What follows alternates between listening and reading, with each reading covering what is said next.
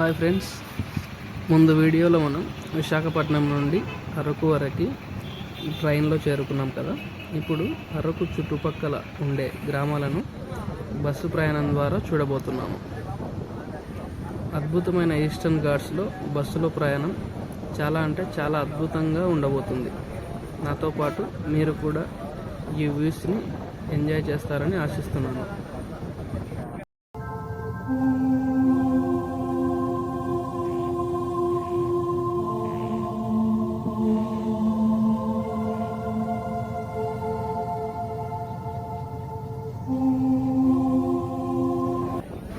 చూసినారు కదా, ఎంత అద్భుతంగా ఉందో కదా వ్యూ.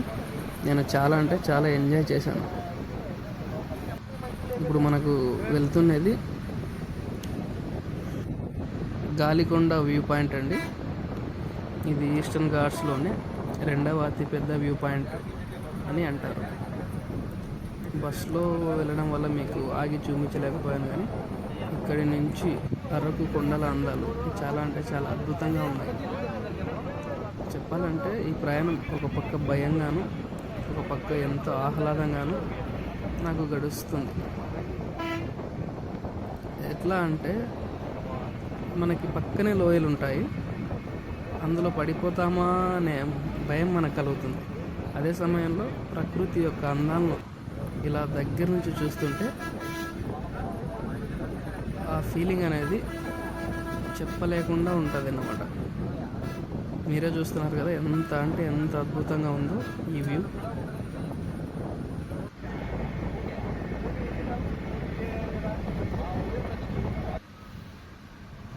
ఇప్పుడు మనం డుముకు అనే ఇంకొక వ్యూ పాయింట్ దగ్గర దిగబోతున్నాము.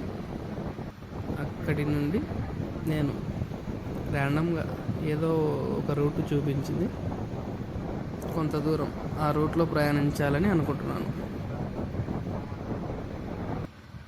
ఇది డుముకు వ్యూ పాయింట్ అండి. ఇక్కడ నుంచి వ్యూస్ కూడా కొండలు మరియు లోయలు.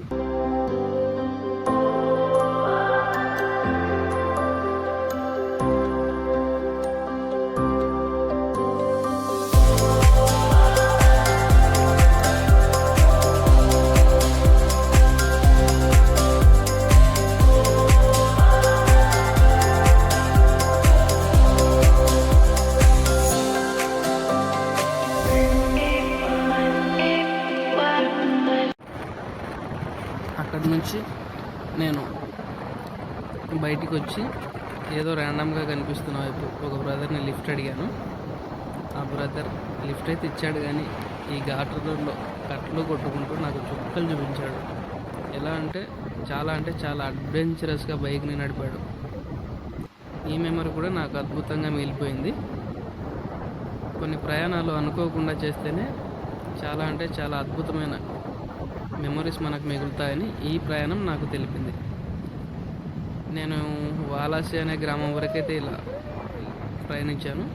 రిటర్న్లో వచ్చేటప్పుడు నేను ఒక బొలెరో లిఫ్ట్ అడిగి మళ్ళీ వచ్చాను.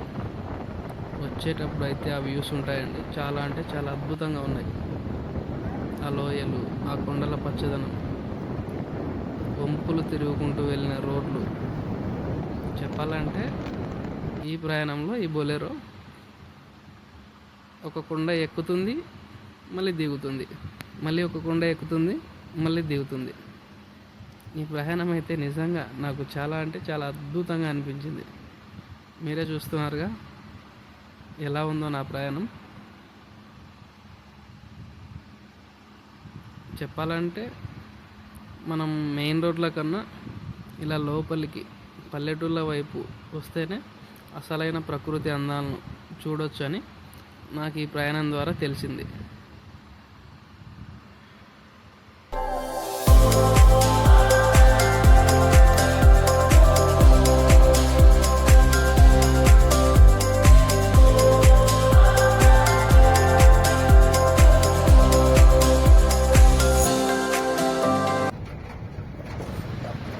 నాకు ఈ అరకు చుట్టుపక్కల గ్రామాల్లో వరి పంటను వేసే విధానం చాలా అందంగా కనిపించింది. కొండని వీళ్ళు చదునుగా చేసుకొని చాలా అద్భుతంగా వరి పంటలు వేస్తున్నారు. అలా మెయిన్ రోడ్లోకి వచ్చిన తర్వాత నేను నా ఫ్రెండ్స్తో కలిసి అరకు వెళ్ళడానికి ఏదైనా వెహికల్స్ వస్తున్నాయేమో అని ఎదురు చూడడం జరిగింది. దాని తర్వాత దాహం వేసి కొబ్బరి బొండాల అక్క దగ్గర ఒక కొబ్బరి బొండాన్ని ఇప్పించుకొని స్వయంగా నేనే కొట్టుకొని తాగాను. దాన్ని కూడా మా ఫ్రెండ్స్ వీడియో తీశారు.